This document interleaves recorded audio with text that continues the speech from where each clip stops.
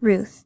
Through displaying two important qualities, this woman provides us with a living example of how to serve and obey.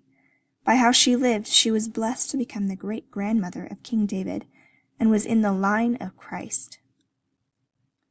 In Israel, before the time of the kings, there was a severe famine.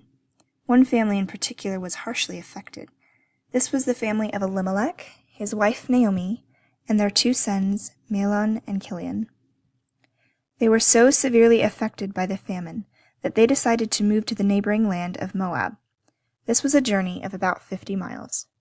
They started here in Bethlehem and moved about 50 miles down here to Moab. Now Ruth enters the story and the family. The two sons, Chilion and Mahlon, marry Moabite women, Orpah and Ruth. After about 10 years, Elimelech and the two sons, Mahlon and Chilion, die, leaving their wives with no children. Naomi decides to return to Israel, where the famine has abated, and Ruth decides to go with Naomi. Now this is one of the most important parts of this story. There are two key character qualities that Ruth displays, and this is the first. It's very important. She serves Naomi greatly by returning with her to Israel. Being a widow in Israeli culture was very difficult. There would be no one to care for, provide for, or protect Naomi. She would almost be considered an outcast upon her return to Israel, especially since she had no heir. So for Ruth to go with her and show her support and kindness, and to be able to help take care of Naomi, was a great act of service. When they arrived in Israel, they needed food, so Ruth went and gleaned in the barley fields. Barley was in season. She gathered in the fields of a man named Boaz, who took notice of her and showed her kindness. He gave her extra food and also made sure that none of the men he'd hired to work his fields harmed her or caused her any trouble. At this time, Ruth displays her second important character quality, obedience. Ruth came home from gleaning in the fields of Boaz, and she told Naomi about it.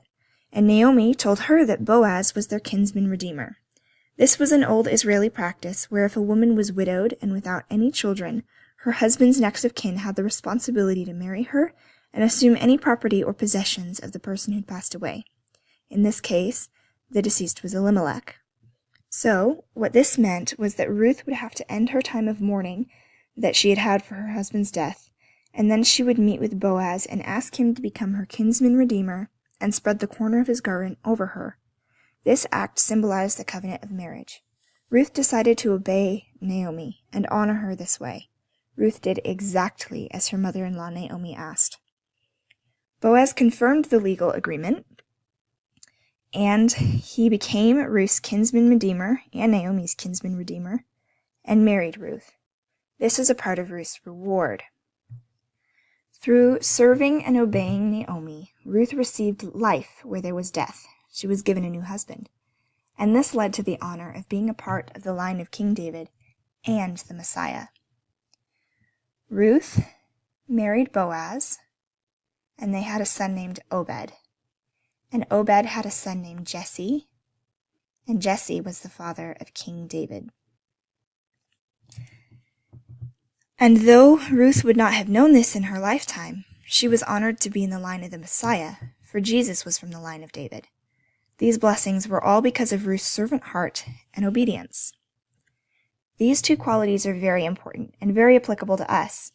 Just as Ruth served Naomi, we should serve. Just as Ruth obeyed Naomi, we should obey those above us, particularly the Lord. And just as Ruth showed kindness, we should show kindness to those around us. These actions of service, obedience, kindness can be applied to a command that is found in the New Testament.